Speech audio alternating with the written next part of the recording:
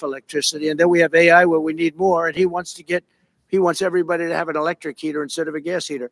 Gas heater is much less expensive. The heat is much better. To much better heat, as the expression goes, you don't itch. Does anybody have a heater where you go and you're scratching? And that's what they want you to have. They don't want you to have gas where you don't have the problems of the electric. And the source is plentiful. They're much cheaper to operate. They're much better. They work much better. They look much better. 60% of homes and apartments have gas heaters. He wants them all removed quickly. These people are crazy. There's something wrong with them. There's something wrong with them. They also want to go back, and they have already started that, to when you buy a faucet, no water comes out, because they want to preserve. Even in areas that have so much water, you don't know what to do. It's called rain. It comes down from heaven. And they want to do, no water comes out of the shower. It goes drip, drip, drip. So what happens? You're in the shower 10 times as long, you know. No water comes out of the faucet. You want to wash your hands. They want to go back to even stronger than what they have right now. As you know, I ended that policy. You can have all the water you want. Makes no difference. It becomes weird, especially in certain areas. We have so much water, we don't know what to do with it. But these are all things. They want very, very little water to go into your dishwasher, almost none. And you know what people do? They just keep pressing, keep it going.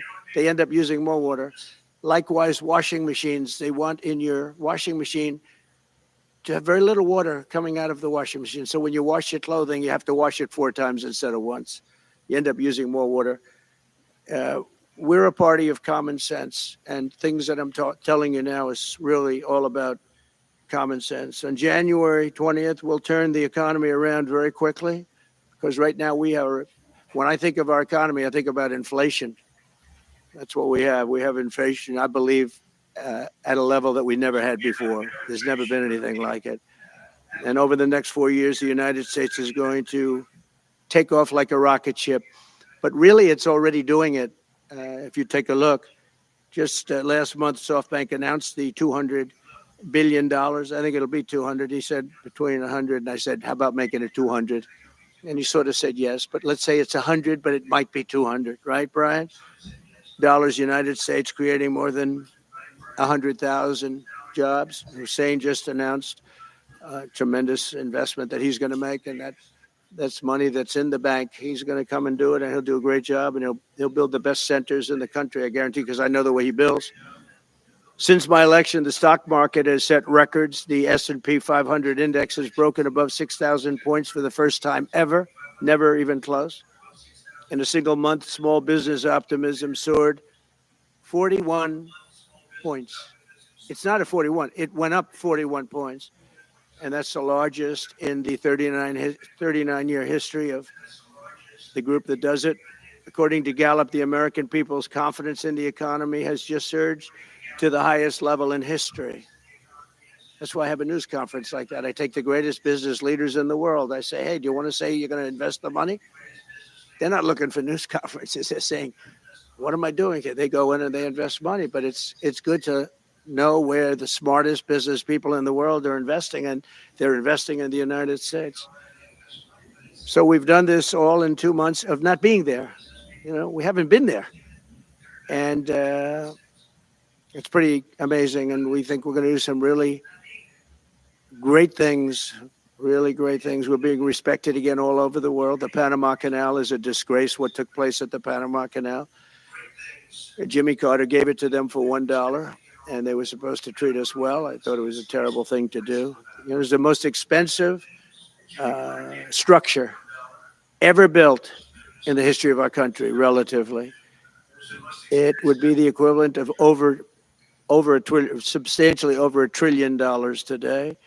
We lost 38,000 people.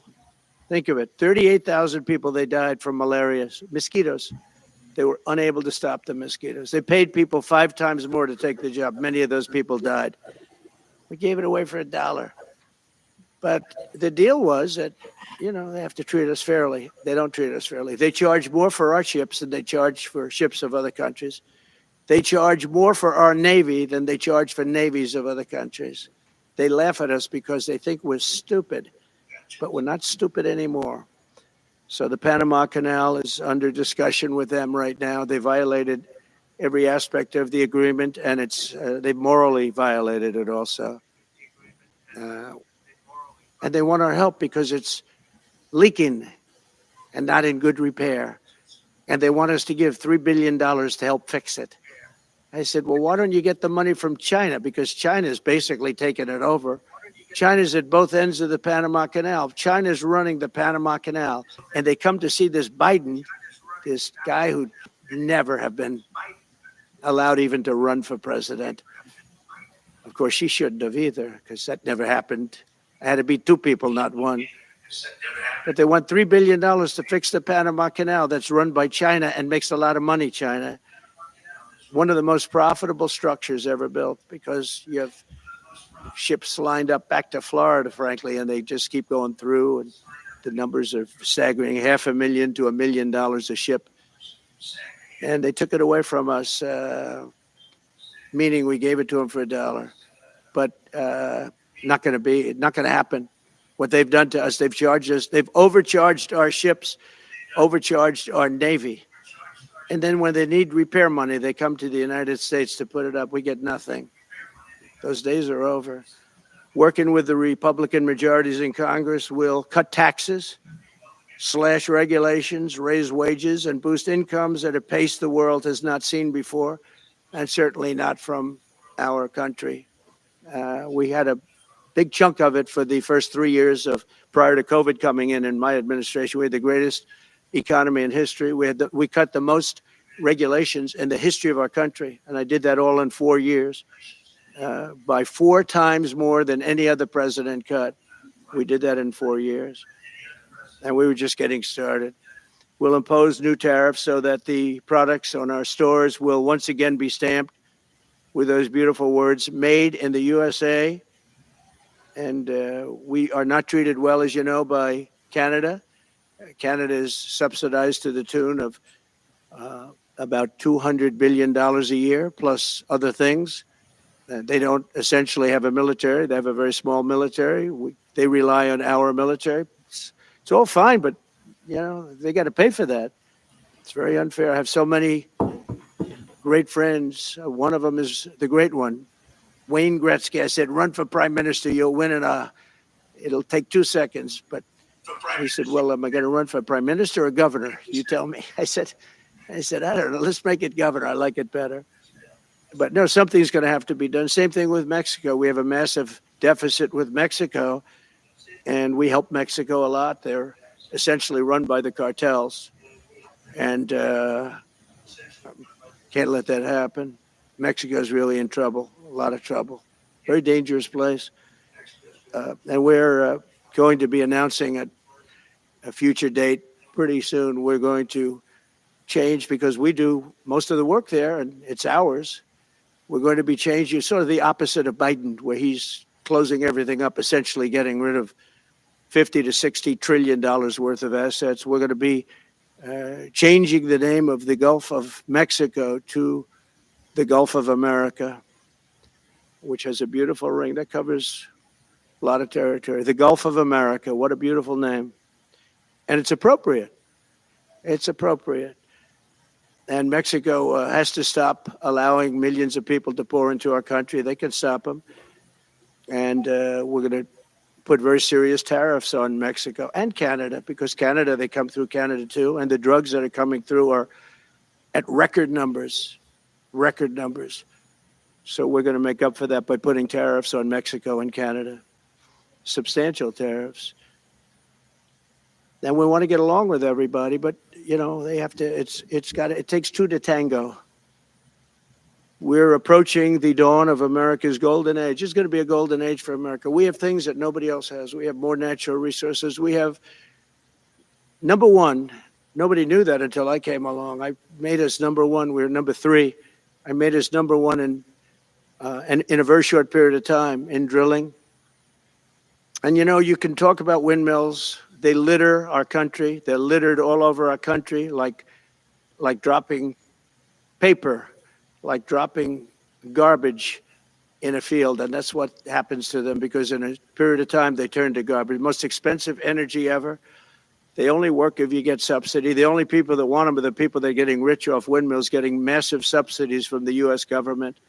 And it's the most expensive energy there is. It's many, many times more expensive than clean natural gas. So we're going to try and have a policy where no windmills are being built. You know, off the coast of New Jersey, they want to build like 200 windmills. The people are going crazy. Nobody wants them, and they're very expensive. They don't work without subsidy. You don't want energy that needs subsidy. Energy is a good business. You don't need subsidy. But when you build these massive towers, and they're 25 stories tall, 40 stories, they have 170 stories tall. The blades, they take 3 ships to ship them. It's crazy. They're dangerous. You see what's happening up in the Massachusetts area with the whales, where they had 2 whales wash ashore in, I think, a 17-year period. And now they had 14 this season. The windmills are driving the whales crazy, obviously. And they had actually over, I think, 125 or something over a number of years. And we don't want that to happen. It's a disaster. It's amazing the way a true environmentalist would say, oh, we love wind. It sounds good, but that's about where it ends. You know, after 10 years, you have to redo them. And what happens is they don't do that. They let them stand and they rust, and they say, because of the environment, I'm not a believer in this, but they say you can, because it's a certain fiberglass, that the blades cannot be buried in earth, that's an environment. So what do you do with them? What do you do with them? And I don't know if you've ever gone to Palm Springs, California, or any of these places where you have long-term windmills standing.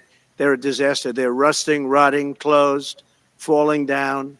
This is as you enter Palm Springs. And they put new ones next to them because nobody wants to take them down, because why should they take them down?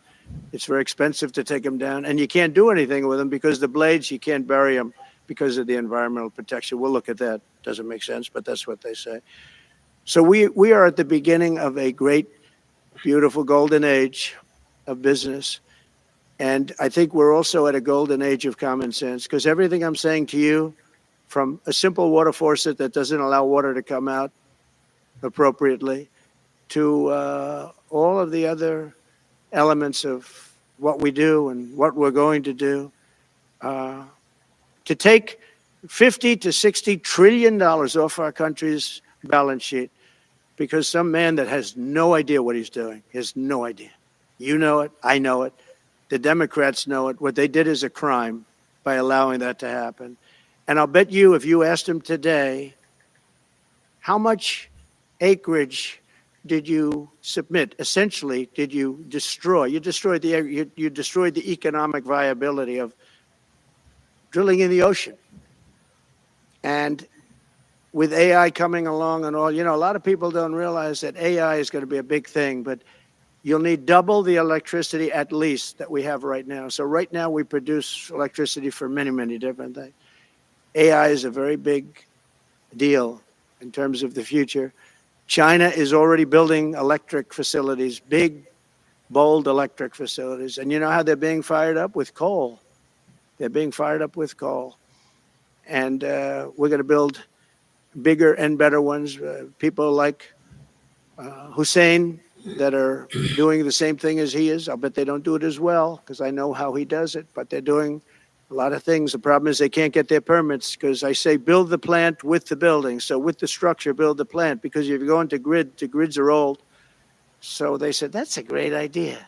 In other words, build your electric facility alongside of your plant. And you could have extra output if you want, because once you build it, you can make it larger pretty inexpensively. You could have extra output, which you'll sell to the public, but build it with the plant, and people are loving that idea. So we're going to have a lot of fun making America great again, and it's going to happen, I think, very, very quickly. It's already happened. So I would say this, and this has been pretty openly reported by the news. There's never been anything like what's happened in the list since we won the election. Couple of months since we won the election, the whole perception of the whole world is different. People from other countries have called me. They said, thank you. Thank you. The perception of the whole world